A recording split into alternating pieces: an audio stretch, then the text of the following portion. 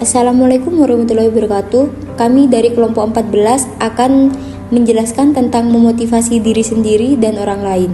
Sebelumnya, perkenalkan, saya Desi Kalifania dari NIM 137. Saya Eva Ayu Lestari dengan NIM 136. Saya Laila Alfisahara dengan NIM 135. Selanjutnya saya akan menjelaskan tentang pengertian. Motivasi sebagai faktor internal dan eksternal yang mengarahkan seseorang untuk terlibat dalam perilaku yang berhubungan dengan tujuan. Motivasi dapat mempengaruhi intensitas, arah, dan ketekunan yang ditujukan seseorang dalam berusaha mencapai suatu tujuan. Bagaimana kebutuhan memotivasi orang? Semua teori motivasi kebutuhan termasuk hierarki kebutuhan Maslow, teori ERG, Alderfer, teori kebutuhan McClelland, dan teori motivasi kebersihan Herzberg, atau kadang-kadang disebut teori motivasi kebersihan. Teori dua faktor mengajukan gagasan serupa. Individu mempunyai kebutuhan yang akan menghasilkan motivasi. Teori kebutuhan menyatakan bahwa motivasi akan tinggi jika imbalan yang diterima individu atas kinerja tinggi memuaskan kebutuhan dominan mereka. Apakah ada cara lain untuk memotivasi orang lain? Teori proses fokus pada gambaran yang lebih luas tentang bagaimana seseorang dapat memotivasi individu lain. Teori proses mencakup teori harapan dan teori penetapan tujuan. Teori harapan mengatakan bahwa seorang karyawan akan termotivasi untuk mengerahkan upaya tingkat tinggi ketika dia yakin. Yang pertama, bahwa upaya tersebut akan menghasilkan kinerja yang baik. Yang kedua, bahwa kinerja yang baik akan menghasilkan imbalan organisasi seperti bonus, kenaikan gaji, atau promosi. Dan yang ketiga, bahwa imbalannya akan memuaskan tujuan pribadinya. Pentingnya kesetaraan dan keadilan. Individu mencari keadilan dalam sistem penghargaan. Imbalan harus dirasakan oleh karyawan sehubung dengan masukan yang mereka berikan dalam pekerjaan.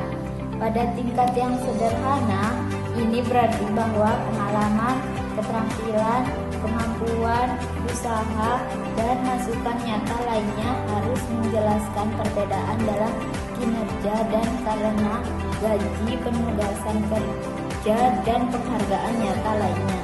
Penghargaan dan desain pekerjaan yang dapat memotivasi karyawan. Ketika organisasi ingin memberikan penghargaan kepada individu atau kinerja tinggi tertentu, mereka seringkali beralih ke program pengakuan karyawan.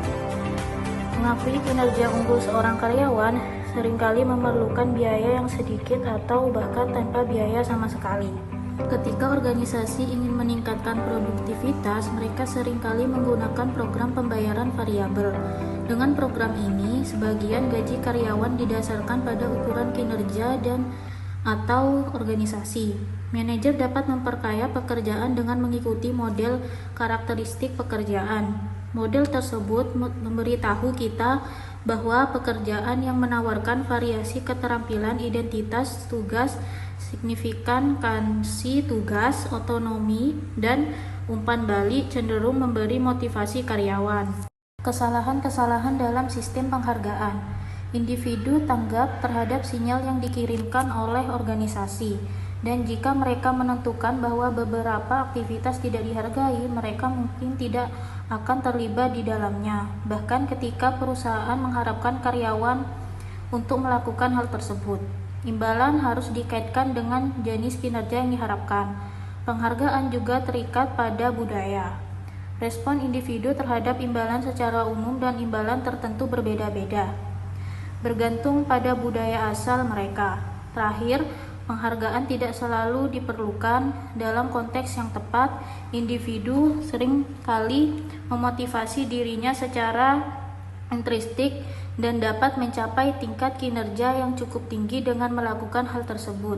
Kita juga tahu bahwa pembelian imbalan atas sesuatu yang sebelumnya dilakukan atas dasar motivasi intrinsik akan menurunkan motivasi. Sekian penjelasan dari kelompok kami.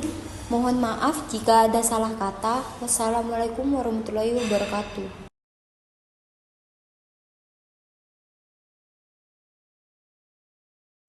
Jangan lupa like, comment, and share. Terima kasih.